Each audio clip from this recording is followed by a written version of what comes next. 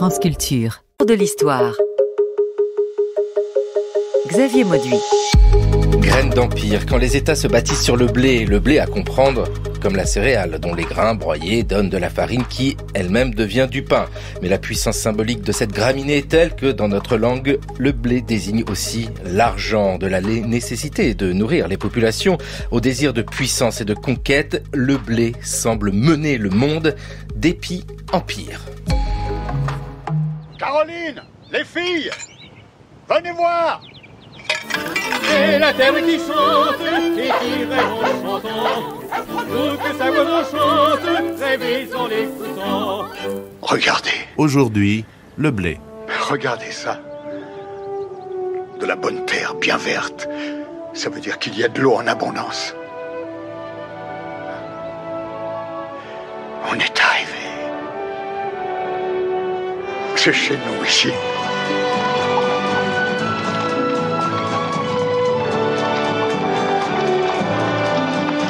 Un petit clin d'œil à la petite maison dans la prairie. Bonjour Alessandro Stanziani. Bonjour. Vous êtes directeur d'études à l'École des hautes études en sciences sociales, directeur de recherche au CNRS. Vous publiez Les guerres du blé, une éco-histoire écologique et géopolitique. C'est à la découverte. Avec ces guerres du blé, on voit comment le blé semble mener le monde. Avant toute chose, je voudrais qu'on précise un peu ce qu'il en est de cette céréale, parce qu'il y a de la concurrence, il n'y a pas que le blé comme céréale importante dans notre histoire. C'est vrai, dans l'histoire du monde, on a au moins les trois grandes céréales qui sont le blé, le maïs, le riz. Brodel, à son époque, avait même identifié des civilisations. La civilisation du blé, c'est l'Europe. La civilisation du riz, c'est l'Asie. La civilisation du maïs, c'est les Amériques. En réalité, dans le temps, on a eu beaucoup plus de croisements qu'on le soupçonnait avant, en utilisant par exemple l'archéobotanique. Mais pourquoi le blé ? Parce que c'est le moins productif que les grands céréales et surtout, dans le temps, le blé s'est imposé même en Asie. Et la question est de savoir pourquoi. Ouais, c'est vraiment ça, hein. C'est une question essentielle, fondamentale. Et d'ailleurs, c'est passionnant de traverser cette histoire sur la longue durée à travers cette graine. Le blé, c'est pas grand-chose, le blé. Mais alors, ça mène le monde avec peut-être des considérations de production. Parce qu'on va vous répondre, bah oui, mais le riz, c'est vrai que c'est difficile à produire partout dans le monde. Est-ce que le blé, lui, a cette faculté-là d'être adaptable facilement ? Alors, les adaptations du blé aussi ont été reconstituées. Le blé a muté énormément depuis le néolithique, mais il a surtout muté à partir du XVIIIe siècle avec les progrès agronomiques et encore plus, il a mué au cours du XIXe, du XXe siècle avec la génétique. Alors l'adaptation du blé est exactement le problème qui se pose plusieurs empires encore de nos jours avec des empires informels au moment où le blé est devenu la céréale principale à l'échelle mondiale. Comment adapter du blé, par exemple, en Asie ? Les Anglais se posaient déjà cette question au XIXe siècle, au moment où ils essayaient d'implanter du blé au Pendjab, avec des effets catastrophique sur les écosystèmes.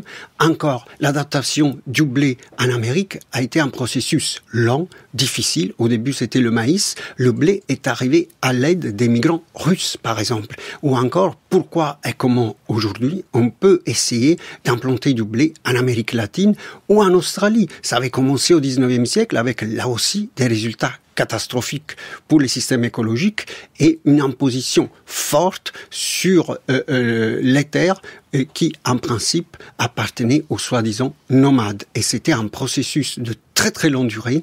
Les producteurs de blé qui chassent les nomades, ils les exterminent. C'était le cas en Asie centrale, en Australie, et puis les Indiens d'Amérique, au Canada et aux États-Unis même, ils ont été exterminés précisément au nom du blé. On comprend le titre de votre ouvrage, Alessandro Stanziani. Les guerres du blé, c'est ce mot qui nous interpelle, la guerre, parce que quand on pense au blé, on pense plutôt à nourrir les gens. Vous mettez en avant cette guerre, mais ce n'est pas contradictoire, hein.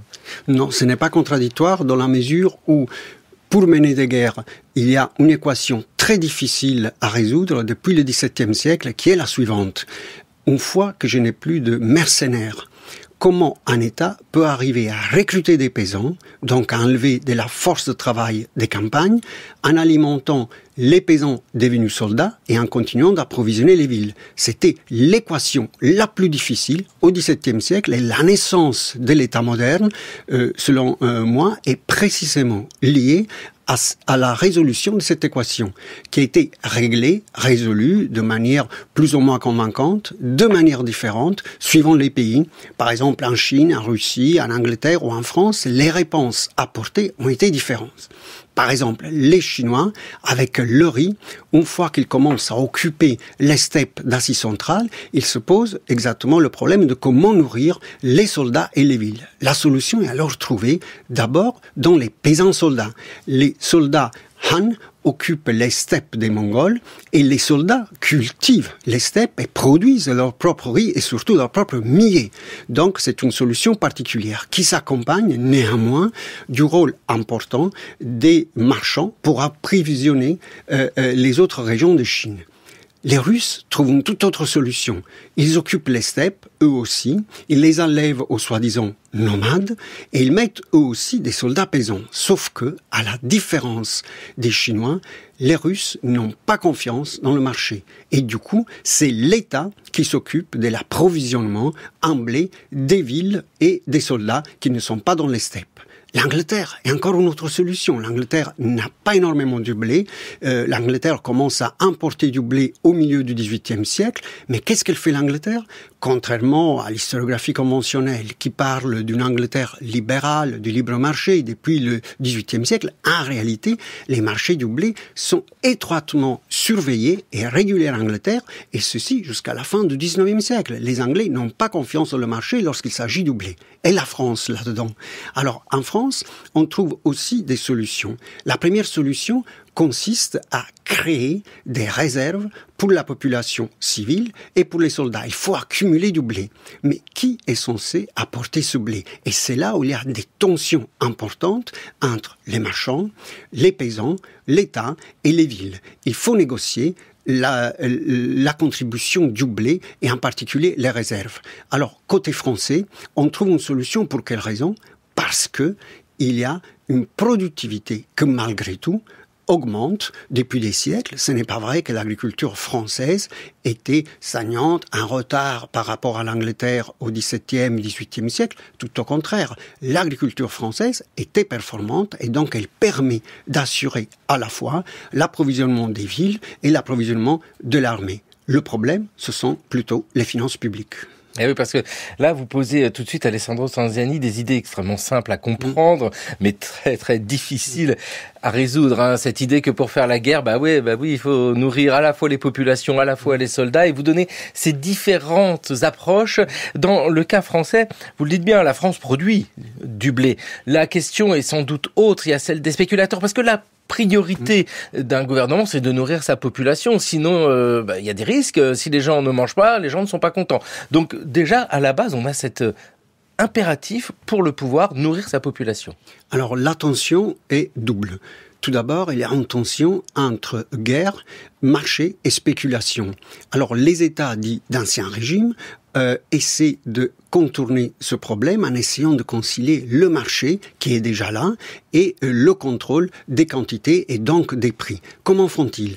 D'un côté, il y a des prix relativement figés. Dans quelle mesure ? Dans la mesure où, en France, mais également en Chine, on a, pour ainsi dire, une théorie et une politique économique dite du juste prix. Le juste prix, ça veut dire quoi ? C'est une notion qui existe encore de nos jours. On va sur un marché, quel est le juste prix ? Quel est le prix juste ? C'est une notion à la fois philosophique et économique. Et il ne faut pas oublier qu'en France en particulier, la naissance de l'économie politique et encore jusqu'à la fin du XVIIIe siècle, l'économie politique est indissociable de la philosophie.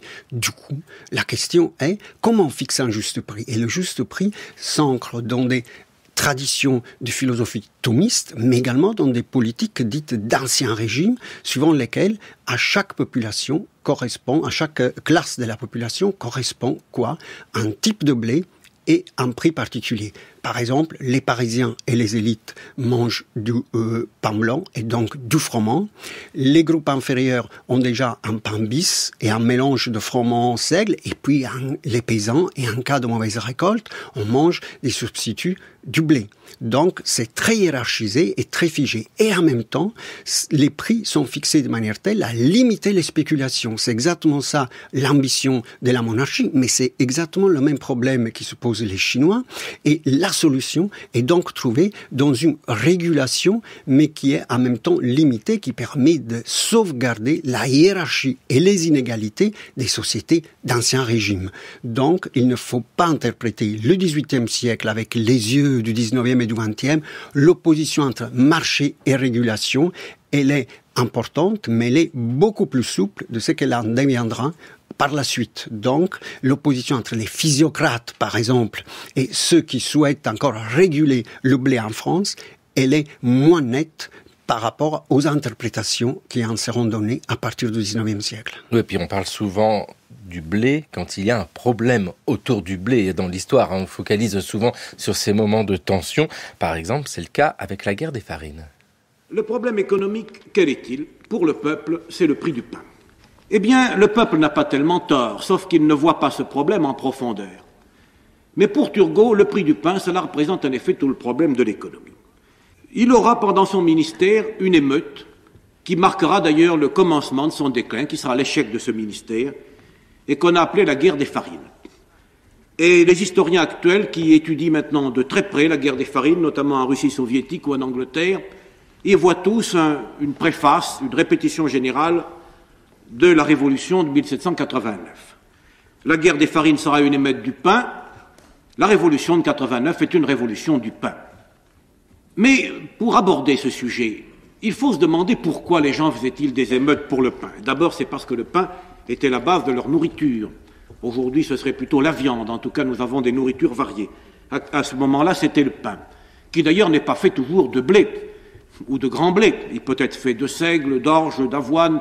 Il peut comprendre les produits les plus variés. Et dans certaines provinces, on mange des châtaignes, des raves ou des gaufres. Enfin, c'est le pain qui est la base de l'alimentation. Ah oui, le pain, c'est la base de tout. Ici, c'est Edgar Faure qu'on entendait dans le cadre des conférences de l'Université des Annales. Nous étions en 1960. Alessandro Stranziani, ces guerres des farines, c'est au XVIIIe siècle, en 1775. Souvent, on les présente, ces guerres-là, comme un avant-goût de la Révolution française. Mais c'est toute la tension qui nous intéresse. Réfléchir à l'histoire du blé, ce n'est pas réfléchir uniquement au temps qu'il fait et aux mauvaises récoltes. C'est réfléchir à la spéculation, aux tensions sociales et politiques qu'engendre le blé.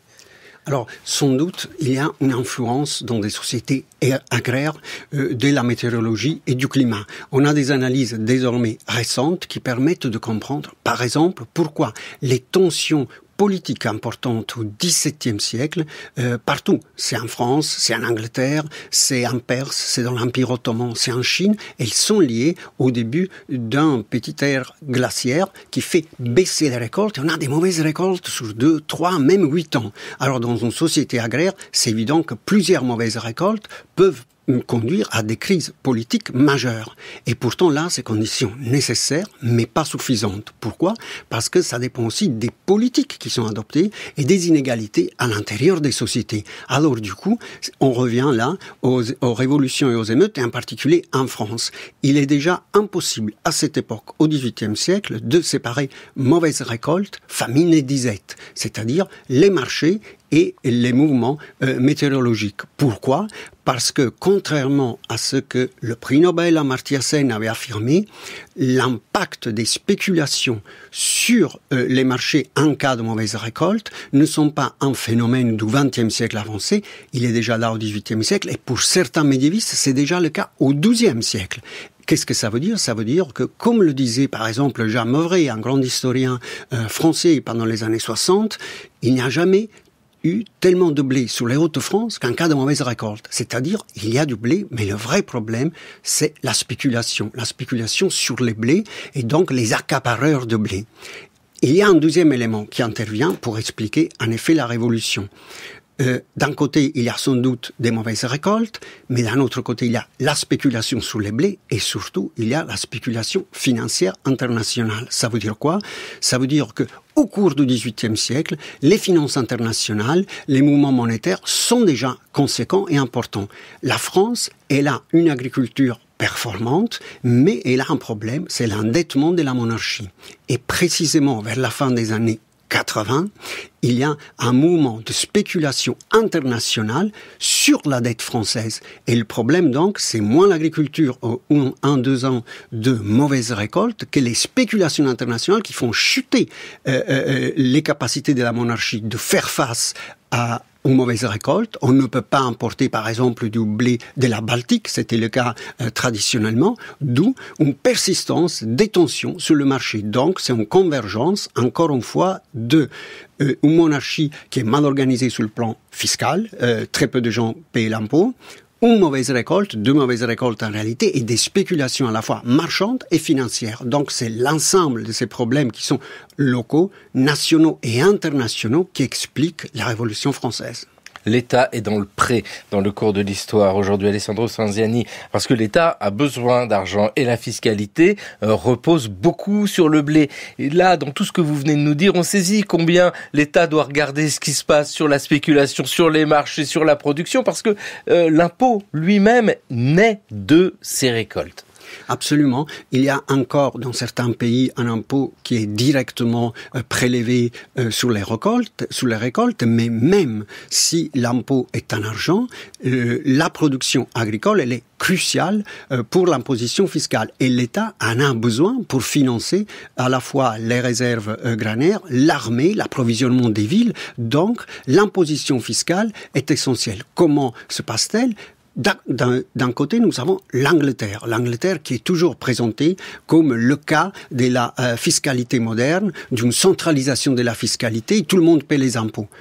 Cette image est à nuancer pour deux raisons. Primo, parce que l'impôt est fortement inégalitaire, elle est encore un impôt stable, c'est-à-dire régressif, proportionnel, donc c'est-à-dire que les plus pauvres payent beaucoup plus en Angleterre. Et surtout, quand on dit la centralisation de l'impôt, l'état fiscal moderne en Angleterre, on oublie de penser l'Angleterre comme un empire. Et là, ça devient beaucoup plus compliqué. Pour quelle raison? Parce que la Compagnie des Indes, qui contrôle l'Inde justement, elle est un État dans l'État. Elle est indépendante par rapport à l'État central anglais. Du coup, contrairement à ce qu'on raconte, l'Angleterre arrive à progresser malgré une difficulté à centraliser l'impôt à l'échelle impériale. Elle n'y arrive pas mieux que la France, pas mieux que les autres.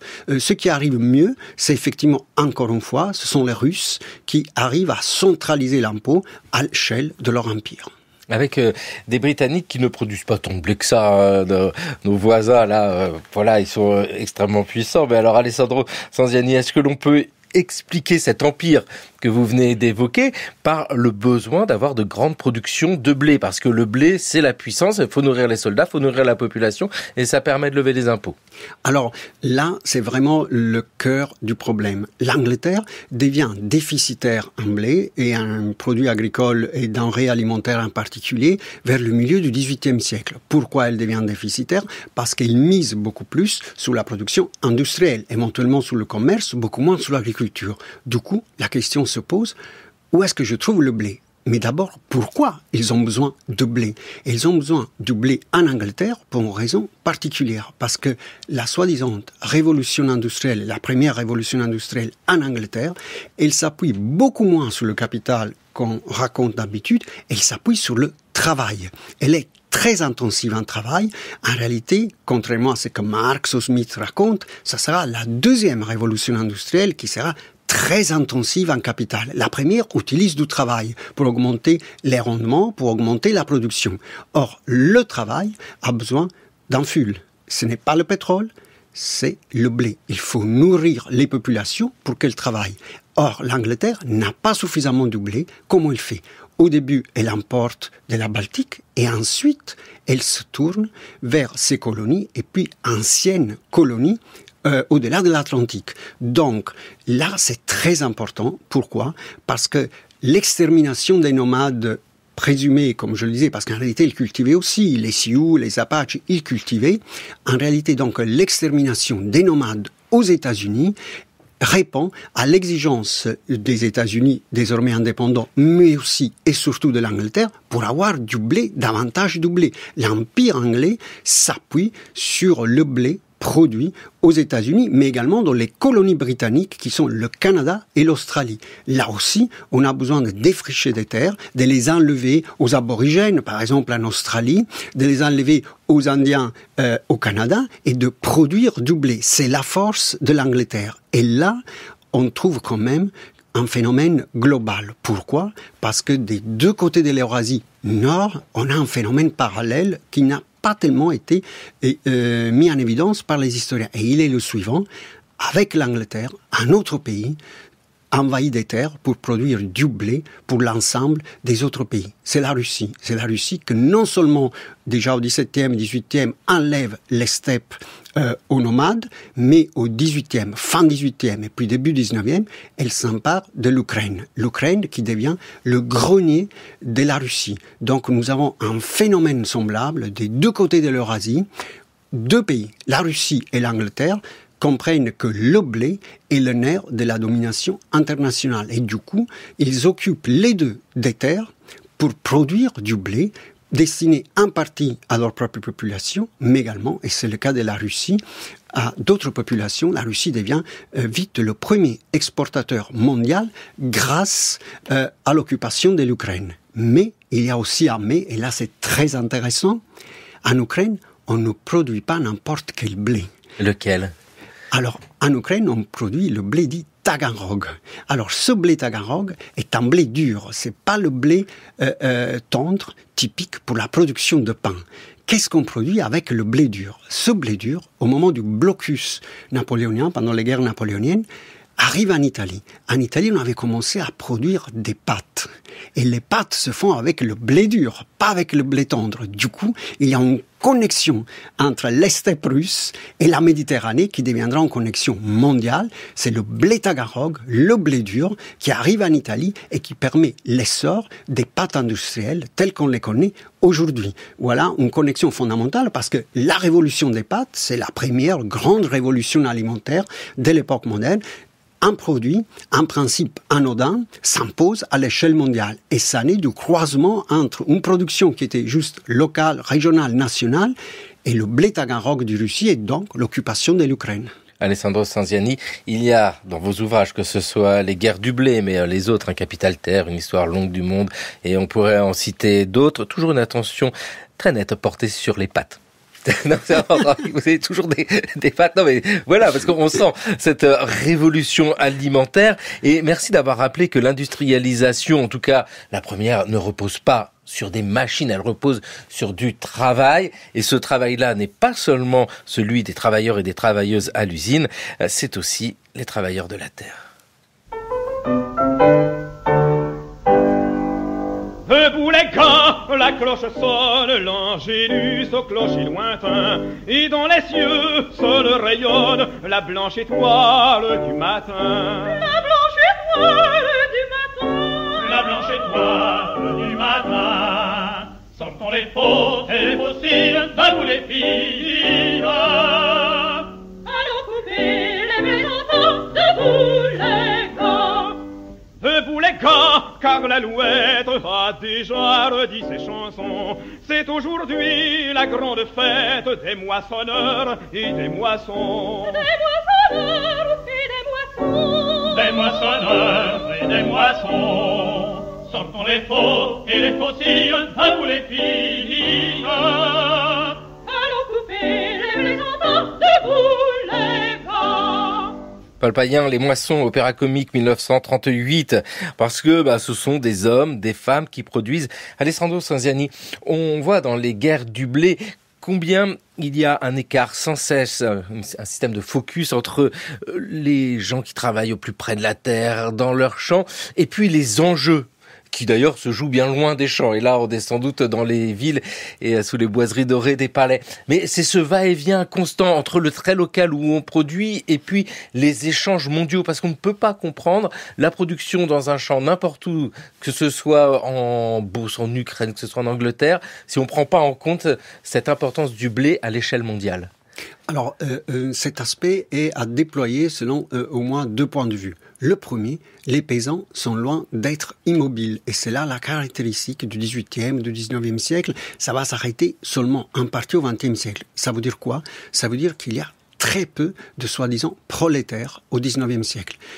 L'acteur dominant est l'ouvrier paysan, c'est-à-dire la pluriactivité. Il y a des paysans marins, il y a des paysans marchands, des paysans artisans, des paysans ouvriers. Et donc l'aller-retour ville-campagne est quelque chose de fondamental qui va au-delà des théories de Marx ou même des théories libérales en voyant soit un producteur indépendant, les libéraux, soit le prolétaire, le paysan qui devient prolétaire. Les paysans font de la pluriactivité. Et ça veut dire quoi? Ça veut dire que ces allers-retours embêtent avant tout les industriels. Pourquoi? Parce que, et ça reste jusqu'à nos jours, ils sont obligés de fermer lors des grandes activités agricoles, par exemple lors de la récolte. Ça vient de là. Toutes les usines, toutes les manufactures ferment en été, sauf trouver par exemple des remplaçants. Parfois c'est des femmes, parfois c'est des autres, mais de manière générale, ça ne marche pas. Alors, cette solution, ce problème, comment peut être réglé? Par des normes à l'époque qui sont coercitives. C'est-à-dire, notamment en Angleterre et en partie seulement en France, on a introduit des pénalités pour tous les travailleurs qui s'éloigneraient de leur travail sans l'autorisation du maître. Donc on a des pénalités très fortes. On est dans un cadre d'un marché du travail, surtout en Angleterre, dans lequel les sanctions pénales sont encore fondamentales, importantes. L'Angleterre réalise sa révolution industrielle et au-delà jusqu'aux années 70 du 19e siècle en utilisant des normes pénales vis-à-vis des travailleurs qui s'éloigneraient de leur travail et qui ne respecteraient pas les consignes de productivité, et ainsi de suite. Mais parce que c'était des ouvriers paysans. Et ça, c'est fondamental. Les ouvriers paysans survivent jusqu'à la deuxième révolution industrielle. Et en même temps, ces connexions entre régions permettent également de comprendre mieux les connexions à l'échelle globale. On a des marchés locaux, des marchés internationaux. Le plus difficile à créer, et Braudel l'avait déjà dit, ce sont les marchés nationaux. Le marché national, l'unification des prix, est un processus très lent, qui se met en place au cours du 19e siècle, au moins dans certains pays, mais qui est vite accompagné de quelque chose de nouveau. Vers la fin du 19e siècle, on dérégule les bourses de commerce. Alors, c'est quoi? Les bourses de commerce, à la différence des bourses valeurs, traitent de farine, de matières premières, surtout de quelques denrées agricoles. Alors, ces bourses existaient en réalité depuis des siècles et elles étaient fortement réglementées. Vers la fin du 19e siècle, on imagine que grâce au transport, grâce au marché, grâce à la hausse de la production, ces bourses peuvent être dérégulées totalement. Ça veut dire quoi? Que je peux spéculer. Et ça veut dire quoi en concret spéculer? Jusqu'alors, on pouvait juste acheter, par exemple, à l'avance des récoltes. Mais il fallait que des récoltes puissent enfin voir le jour pour pouvoir négocier.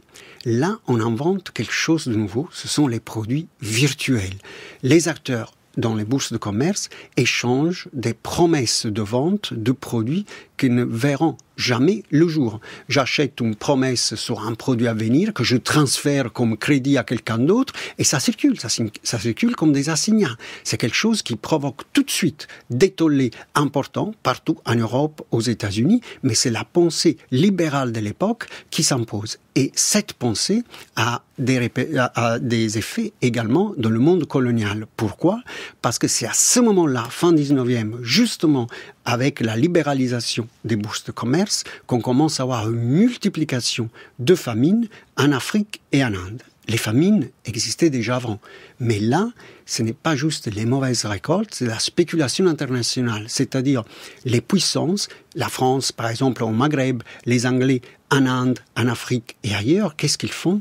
Non seulement ils imposent des cultures qui soient utiles à leurs propres intérêts. Donc, par exemple, les Anglais imposent le blé au Punjab, ou ils imposent d'autres formes de riz, même en Afrique, mais surtout, ils obligent les populations locales qui se mettent à ces cultures à exporter ces produits, même en cas de mauvaise récolte. La solution, selon les Anglais, c'est le libre marché. Mais le libre marché de l'époque confirme que précisément parce qu'il y a davantage de transport, précisément parce que les prix s'unifient à l'échelle internationale, les insuffisances locales non seulement ne sont pas comblées, mais elles s'accentuent parce qu'on spécule. Et du coup, on a, avec la hausse et l'internationalisation des marchés vers la fin du 19e siècle, de manière paradoxale, on a une solution définitive, disons, des famines en Europe. C'était déjà le cas depuis des décennies, mais on a surtout une multiplication des famines dans le monde colonial. Oui, parce que cette question nationale ne doit se comprendre que dans un contexte impérial. Déjà aux premiers âges de l'histoire, les peuples méditerranéens vantaient la fécondité de la terre tunisienne. Mais c'est Rome qui devait lui donner ce nom de grenier qu'elle a depuis conservé à travers les avatars et les bouleversements. La Tunisie, aujourd'hui comme hier, avec la variété et l'abondance de ses productions, la Tunisie est avant tout un royaume agricole. Quand, sous le soleil de juin, la pointe des épis marque l'heure de la récolte, on peut voir encore dans certaines régions les fellahs reproduire sans changement les gestes de la moisson telle qu'elle apparaît dans les bas-reliefs égyptiens sur la paroi des temples et des tombeaux. Méthodes archaïques qui se poursuivent, identiques à celles des plus lointains autrefois, mais dont le rendement est naturellement très faible. Images pittoresques, mais que les progrès de la culture apportés par la vie française font reculer chaque jour pour les remplacer par d'autres images, celle d'une abondance plus large et d'une fécondité plus poussée. La Tunisie, royaume agricole dans les actualités françaises en 1948. Alessandro Cianziani, la colonisation est donc liée au blé. Et cette colonisation, on peut la prendre sous plein de formes parce que vous nous l'avez bien expliqué. Que ce soit la Russie qui regarde vers les steppes, que ce soit la Chine qui regarde vers des territoires lointains ou la Grande-Bretagne, vers l'Amérique. Et pourquoi pas la France pour son empire, tout cela est lié au blé et depuis que nous parlons, on voit l'importance de cette céréale. Alors ça c'est important parce que le cas français s'y distingue des deux autres. Alors comme je le disais avant, l'Angleterre et la Russie se lancent très tôt dans cette stratégie de occuper des terres que Pomerantz, l'auteur de La Grande Divergence, qualifiait de terres fantômes, de acres fantômes. En réalité, donc, ils occupaient des terres ailleurs pour faire pousser du blé et pour commercialiser le blé à l'échelle mondiale. Là, c'était la Russie et l'Angleterre. La France se lance beaucoup plus tard, justement, dans le Maghreb. Mais pour quelle raison ? Tout d'abord parce que la France, auparavant, s'appuyait au XVIIIe, du côté des marchés internationaux, s'appuyait aussi sur le sucre. La perte de Saint-Domingue est quelque chose qui a été parfois sous-évalué. Saint-Domingue a porté des profits. Et la perte de Saint-Domingue est vraiment importante pour la France après la Révolution. La France se lance donc dans une tentative qui aille au-delà de l'autosuffisance. La France a été tout le temps obsédée par l'autosuffisance en blé. Elle a obtenu, elle était autosuffisante, mais elle n'a jamais joué la carte du blé pour l'exportation au XIXe siècle, comme l'Angleterre et comme la Russie.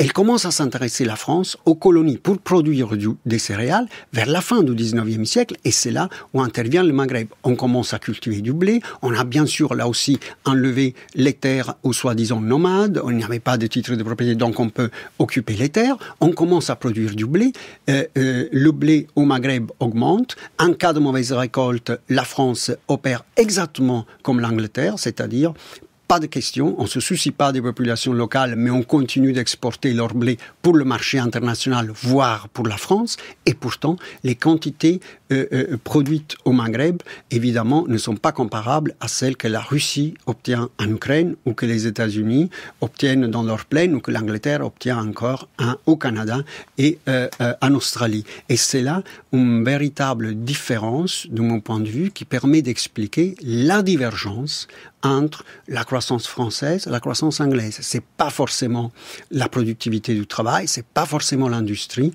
c'est la disponibilité d'un empire fondé sur le blé qui permet à l'Angleterre de soutenir sa croissance au XIXe siècle, à la différence de la France. Et on voit qu'il y a un effet où le blé alimente lui-même la puissance, parce que ça devient, on parle d'étalons or pour les monnaies, l'étalon céréales. Absolument. En réalité, si on voulait faire l'histoire longue du blé par rapport à d'autres produits, les historiens économiques qu'est-ce qu'ils ont fait? Ils ont mis l'accent, par exemple, pendant longtemps, sur le coton. C'est le coton la source du progrès. Ensuite, ça serait arrivé la grande industrie. Et puis arrivent les ordinateurs, et aujourd'hui arrive l'intelligence artificielle. Et pourtant, si on raisonne à l'échelle mondiale, on voit que pendant des siècles, le blé, et encore de nos jours, reste le problème principal pour concilier croissance démographique, croissance économique et survie de l'humanité même. C'est pas une question de chemise, c'est pas une question d'acier, c'est une question de blé. Et la question est de savoir pourquoi, sur des siècles, malgré tellement de progrès techniques, le blé, les céréales, mais le blé en particulier, pose encore de nos jours problème. Voilà donc pourquoi aujourd'hui nous vous recevons, Alessandro Stanziani, Les guerres du blé que vous publiez à La Découverte, et dans le cours de l'histoire, il va falloir nous parler de ce blé comme arme, parce que il y a de cela aussi, le blé, arme pour la famine, contre la famine, arme de guerre comme une évidence, mais avant tout cela, le chant des moissons. Cours de l'histoire sur France Culture, une émission réalisée par Thomas Beau avec aujourd'hui la technique d'Alia. Et aujourd'hui, nous partons en guerre, les guerres du blé. Alessandro Stanziani, ces guerres du blé, c'est aussi un combat que les États doivent mener pour lutter contre les famines. Alors c'est compliqué. Déjà, il y a tout ce vocabulaire. La disette, c'est un temps court. La famine, c'est complètement autre chose. Mais dans notre esprit, l'État va toujours lutter contre la famine. Et vous allez nous montrer que c'est pas toujours le cas. Non, ce n'est pas le cas, pour deux raisons. Primo, parce qu'en dehors des périodes de guerre, l'État peut lutter contre les famines dans la mesure où il essaie d'adopter, ou il peut adopter, et on l'a vu que ça change au fil du temps, des politiques régulationnistes pour réduire les spéculations, mais l'État peut également encourager les spéculations. C'est le cas, par exemple, vers la fin du 19e siècle, et à d'autres moments. C'est le cas, par exemple, de nos jours, où il y a une dérégulation totale des marchés. Mais l'État peut intervenir encore plus directement en cas de guerre et utiliser le blé et la faim comme armes de guerre. C'est le cas en particulier pendant la Première Guerre mondiale. Première Guerre mondiale qui a été souvent vue comme un processus dans lequel, enfin, les nouvelles technologies interviennent dans les combats. Il n'en est rien. La Première Guerre mondiale se règle par le blé. Pourquoi? Parce que Churchill, en particulier, a tout de suite une idée. Pour gagner la guerre, ce n'est pas important d'avoir une industrie avancée, il faut avoir du blé. Pour nous, il faut affamer l'ennemi. C'est sa stratégie tout de suite pendant la guerre. Et pour faire cela, qu'est-ce qu'il fait? Il s'assure d'abord d'avoir le blé en provenance des États-Unis, du Canada, de l'Australie, voire du fameux Punjab en Inde, au risque d'affamer encore une fois les populations locales, c'est qu'il fait et pendant la Première et pendant la Seconde Guerre mondiale. C'est-à-dire, en cas de mauvaise récolte pendant les guerres mondiales, les Anglais n'ont aucun souci à continuer à s'approvisionner en blé, par exemple en Inde, par exemple en Afrique, et à laisser mourir les populations locales. Et en même temps, les Anglais, qu'est-ce qu'ils font? Ils instituent un blocus pour stopper l'arrivée de blé pour les ennemis. Alors, et là, c'est une différence de stratégie fondamentale. Les Allemands n'y avaient pas pensé du tout, parce qu'ils pensaient à une guerre très vite, un blitzkrieg. Donc, ils n'avaient pas besoin d'approvisionnement. Ils misent sur l'industrie, sur l'armée lourde. Et le résultat est lequel? C'est que les Allemands, une fois que la guerre dépasse les premiers 6 mois, ne savent plus comment approvisionner l'armée, comment approvisionner les villes. Il en est la même chose, par exemple, pour les Autrichiens, et c'est la même chose en Russie. Les Russes aussi, ils ont une agriculture en principe encore au cœur de leur économie, de leur société. Pourtant, ils enlèvent tous les paysans pour les envoyer en guerre. C'est exactement l'opposé de la stratégie anglaise. Et du coup, en Russie, la situation devient de plus en plus tendue. La Russie était en train d'évoluer. Il y avait des changements importants, un taux de croissance important. C'est pas la fin qui provoque la révolution russe, parce que des changements importants avaient déjà survenu. C'est la Première Guerre mondiale qui casse totalement l'élan de la Russie et provoque quelque chose de nouveau. C'est quoi quelque chose de nouveau? C'est la fin de l'ouvrier paysan, c'est-à-dire de la pluriactivité qui avait existé jusqu'à là et qui est remise en discussion parce que pendant la guerre, les paysans n'ont plus la liberté de bouger entre villes et campagnes, et cela provoque des émeutes qui s'ajoutent à la faim dans les campagnes et au sein de l'armée. Donc, la Première Guerre mondiale se règle essentiellement par la faim. Churchill avait raison, il gagne par la faim. D'où, si vous voulez, l'importance des approvisionnements et des stratégies militaires pour la Seconde Guerre mondiale. Comment on y arrive ? On y arrive à partir de l'expérience de la Première Guerre mondiale. Alors, déjà, la fin pour gagner la guerre. Elle fait des émules auprès de qui ? Des nouveaux pays socialistes et communistes. Les Russes d'abord, ils imitent Churchill et ils disent « c'est génial, la guerre permet de gagner. Permet de gagner contre qui ? Avant tout contre la contre-révolution paysanne. On a d'abord une famine en partie provoquée en 21-22, on a ensuite l'Holodomor, c'est-à-dire on laisse mourir de faim 5-6 millions d'Ukrainiens parce qu'ils ne veulent pas rentrer dans l'Empire soviétique et parce qu'ils ne veulent pas rentrer dans les kolkhozes. Donc, c'est une solution qui s'inspire de la Première Guerre mondiale, mais contre leur propre population. Mao fera la même chose vis-à-vis de ces populations à l'époque de la Révolution culturelle, 50 millions de morts, une famine provoquée pour arrêter la résistance. Et en même temps, de l'autre côté, pour les autres pays, l'évolution de la relation entre guerre, faim, victoire, industrie change aussi. Dans quelle mesure les Allemands commencent à lancer des analyses dans l'entre-deux-guerres sur comment et combien on peut survivre à partir de quel nombre de calories. Alors là, c'est vraiment important. La naissance de la diététique entre les deux guerres. C'est un phénomène absolument peu connu. On pense à la diététique pour bien se porter, pour être mince, pour bien se nourrir. Pas du tout. La diététique commence à être pensée combien de calories par jour à l'époque de la Première Guerre mondiale et elle se développe dans l'entre-deux-guerres au sein des colonies, des pays colonisateurs européens, des études en France, en Angleterre, sur la diététique pour les populations en Afrique, en Inde, combien ils doivent manger pour arriver à survivre. Les Allemands commencent à penser autre chose, combien on peut manger en cas de guerre et combien de calories on peut avoir. Ils continueront leurs expériences dans les camps, évidemment, en voyant jusqu'à quand des gitans, des juifs peuvent survivre avec combien de calories. Donc la naissance de la diététique est un phénomène en réalité tragique. Et pourtant, les Allemands, malgré ces expériences, n'y arrivent pas. Et pour quelle raison ? Pendant la Seconde Guerre mondiale, à nouveau, parce que eux, ils pensent occuper des terres pour avoir du blé. Ils veulent faire comme les Anglais. Ils occupent la Pologne, ils occupent l'Ukraine. Et ils essaient d'envoyer des soi-disant colons allemands. Sauf que les colons allemands ne savent pas comment cultiver la terre en Ukraine. Ils obtiennent très peu de céréales. Donc, une fois de plus, le blé pose le problème à l'Allemagne pendant la Seconde Guerre mondiale. Et une fois de plus, ce sont les Anglais qui s'en sortent très bien grâce à leur blé qui vient des États-Unis, de l'Australie et du Canada. Donc, jusqu'à la Seconde Guerre mondiale, même en Europe et à l'échelle mondiale, le blé demeure le nerf de la guerre. C'est la bataille du blé pendant la Seconde Guerre mondiale.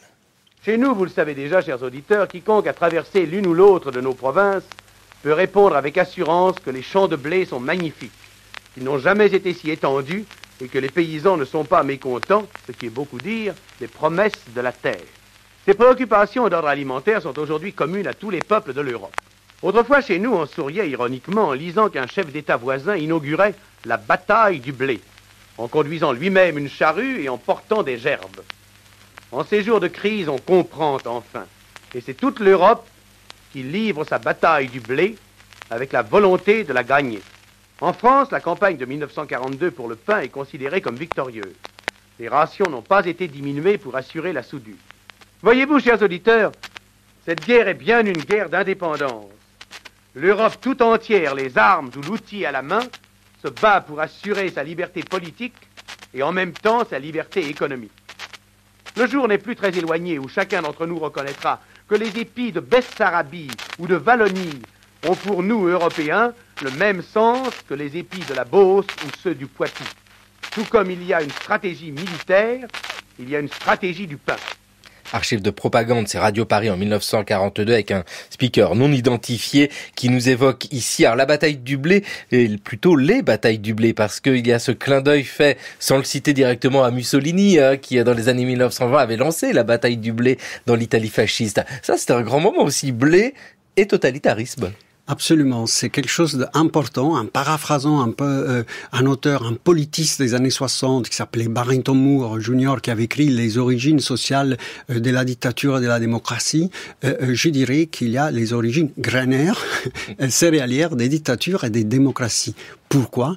Parce que, par exemple, dans l'entre-deux-guerres, les pays totalitaires misent sur le blé et il y a une guerre du blé. J'ai déjà parlé de l'Union soviétique et en partie de l'Allemagne. Mussolini fait la même chose. Il veut absolument avoir davantage de terres à cultiver. Il les récupère en partie en Italie. Il occupe l'Éthiopie pour produire du blé. La guerre du blé et le blé est décidément lié à l'espace vital.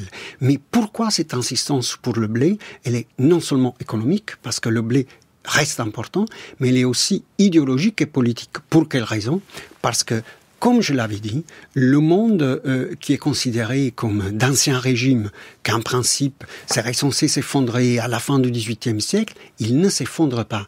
Les grands propriétaires fonciers, partout en Europe, pas seulement en France, pas seulement en Russie, mais également en Angleterre, les grands propriétaires fonciers demeurent en haut de la société et des économies du XIXe siècle. On pourrait parler de capitalisme aristocratique. Il y a une alliance, beaucoup plus qu'une opposition, entre propriétaires fonciers et un nouveau monde industriel et commercial. Les paysans sont toujours des ouvriers paysans. Il n'y a pas de prolétaires. Mais du coup, ce monde fait face aux secousses de 1789, de 1848, de la première révolution industrielle, mais il est toujours là. Et selon mon argument, c'est exactement ça le problème.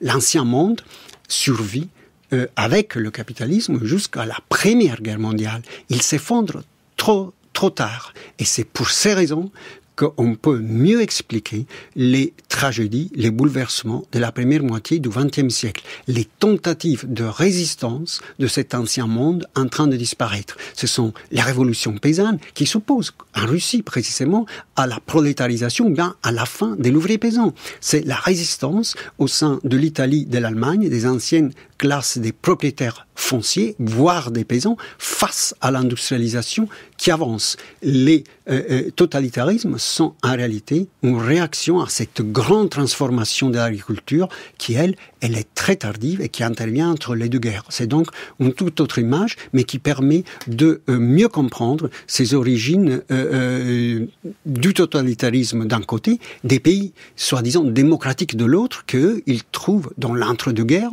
Une autre solution encore, ce sont les aides au développement d'un côté. Il faut aider les pays qui sont sortis de la Première Guerre mondiale, il faut aider les colonies à sortir de la faim.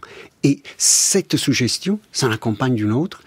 Il ne suffit plus de contrôler les marchés du blé, la production du blé, il faut intervenir sur un élément essentiel dans la production, c'est-à-dire les semences. Il faut commencer à contrôler les marchés des semences et à produire autrement des semences. Cette grande transformation a lieu précisément entre les deux guerres. Et pour quelles raisons ? Ce sont d'abord les États-Unis, qui, d'abord inspirés par Mendel, avaient commencé à sélectionner autrement les semences. Or, la solution de mélanger des semences en laboratoire, au début, ne prenait pas, il n'y avait pas trop d'investisseurs. Et c'est là qu'intervient l'État. Après la crise de 1929, Roosevelt, on parle toujours de New Deal pour d'autres secteurs de l'économie. En réalité, les Américains injectent des financements importants dans la recherche pour obtenir des semences hybrides en laboratoire. Ils y parviennent avant tout. Pour le maïs, c'est plus facile à transformer par rapport au blé, par rapport au riz. Ils commencent à produire du maïs hybride et le deal, c'est lequel ? Les farmers américains sont endettés, on vous éponge les dettes, mais vous prenez ces nouvelles semences hybrides. Les semences hybrides passent de 2% à 90% entre 35 et 42.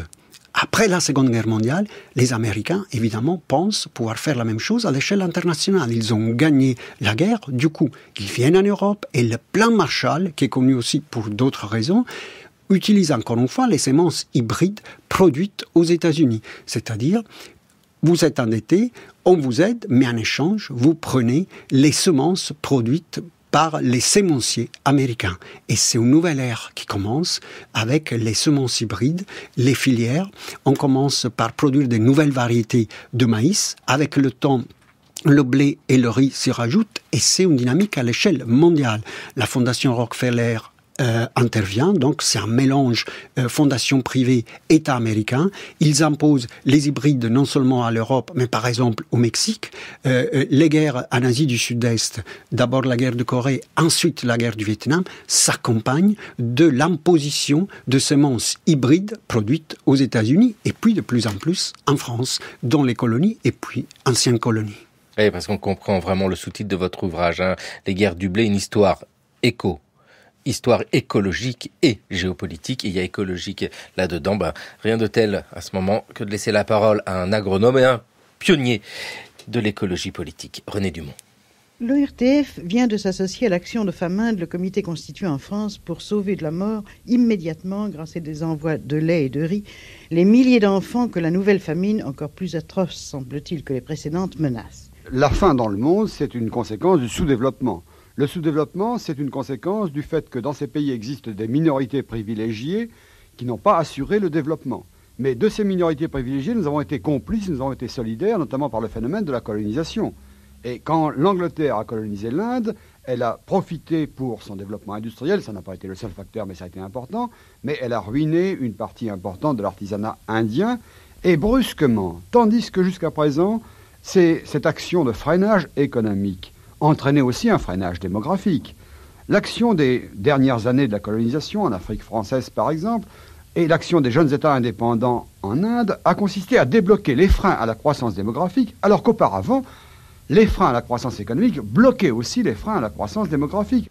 Et voilà, René Dumont, en 1966, l'analyse est là avec une famine en Inde. Et c'est très intéressant parce qu'on sent que tout est lié. C'est cette histoire que vous dressez, Alessandro Stranzani, où on a une histoire globale, mais elle ne peut pas être autrement que globale. Alors, sans doute, c'était très intéressant d'écouter René Dumont parce qu'à la sortie de la Seconde Guerre mondiale, on a quand même des stratégies relativement différentes pour les pays dits en voie de développement, du côté américain, du côté anglais, du côté français. Le débat, encore une fois, c'est lié, est-ce qu'on commence par l'agriculture ou on commence par l'industrie? Comment on fait pour faire sortir ces pays du sous-développement? Et pour ceux qui misent sur l'agriculture, le débat est, est-ce qu'on utilise, par exemple, des semences locales ou bien des semences qui ont été produites en laboratoire. Les États-Unis misent sur la seconde solution parce qu'ils ont désormais des grandes entreprises sémencières et ils essaient de rentabiliser ces entreprises. Côté français, ils sont davantage partagés parce que déjà en Indochine, il y avait une circulation des riz, des tentatives de mélanger des riz chinois et des riz d'Indochine, mais avec les agronomes français pendant l'entre-deux-guerres, pendant la Seconde Guerre mondiale et après la Seconde Guerre mondiale, les agronomes étaient plutôt partagés. Est-ce qu'on doit plutôt miser sur des qualités standardisées de semences ou bien il faut miser sur les qualités locales? C'est un débat qui commence à ce moment-là et qui arrive jusqu'à nos jours. C'est-à-dire, est-ce qu'on a besoin d'un blé unique pour la planète qui est très rentable mais qui défonce totalement les écosystèmes, ou bien on doit miser sur des qualités locales de semences et donc d'agriculture qui respectent davantage les écosystèmes? Les débats sont très vifs partout sur la planète, notamment en France, à partir des années 50 et jusqu'à nos jours, au sein de l'INRA, l'Institut de recherche agronomique, il y a effectivement ces deux tendances qui sont présentes et de manière même très importante. Le succès de la production en laboratoire, même au sein de l'INRA, est un phénomène très très récent, en réalité lié au soi-disant cofinancement de la recherche privée et de la recherche publique, et donc l'insistance pour des semences liées à la génétique. Mais encore de nos jours, au sein de l'IRAE, il y a des chercheurs qui mettent l'accent sur l'importance des savoir-faire locaux, des semences locales. C'est un immense débat. Est-ce qu'il faut chercher des variétés ou est-ce qu'il faut standardiser les semences et les blés en particulier? Pendant la seconde moitié du XXe siècle, c'est la standardisation des blés qui a joué un rôle. Elle a joué un rôle de quelle manière? Elle a permis à la France, à l'Europe, de sortir de la fin de la Seconde Guerre mondiale. Et en même temps, il y avait un prix à payer pour ça. Ces nouvelles variétés demandaient énormément de fertilisants chimiques.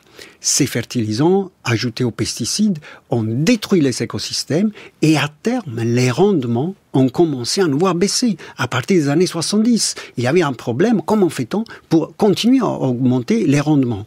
Et c'est là où, après les semences hybrides, on invente les OGM.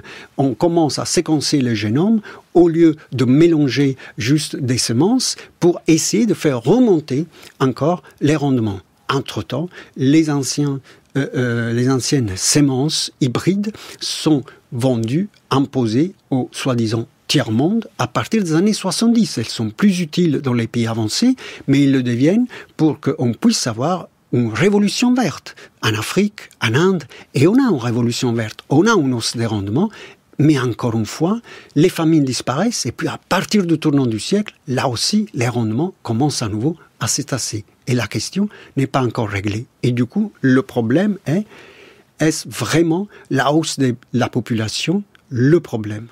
Ouais, parce que ici, dans les guerres du blé, Alessandro Stanziani, vous posez des problèmes très contemporains et c'est pas juste, je le dis, un essai qui serait le blé à mener l'histoire du monde et on peut comprendre l'histoire du monde à travers le blé. Ça va beaucoup plus loin et on vous a entendu aujourd'hui et c'est très clair. C'est extrêmement stimulant avec une question. Est-ce vrai que vous êtes sensible au gluten? C'est vrai ça? Bon, disons qu'en principe, il a la syndrome de Forrest Gump, c'est-à-dire je développe là où je suis faible. Alors, j'étais depuis toujours allergique aux graminées et à terme, je suis devenu de plus en plus sensible au gluten et pour un Napolitain, c'est une véritable tragédie. Voilà, c'est la pizza sans pâte et les pâtes sans pâte. Il vous reste la sauce tomate. Merci vivement à vous. Les guerres du blé, c'est publié à La Découverte. Merci Alessandro Stanziani. Merci beaucoup. Du camion au silo, du silo au chemin de fer, du chemin de fer au moulin et du moulin à la boulangerie. Préparer, mélanger, pétri, mélanger, pétri, peser, mouler, du pain, notre pain quotidien. Telle est l'histoire du blé. Nature et travail s'unissent pour le don généreux de la moisson dorée.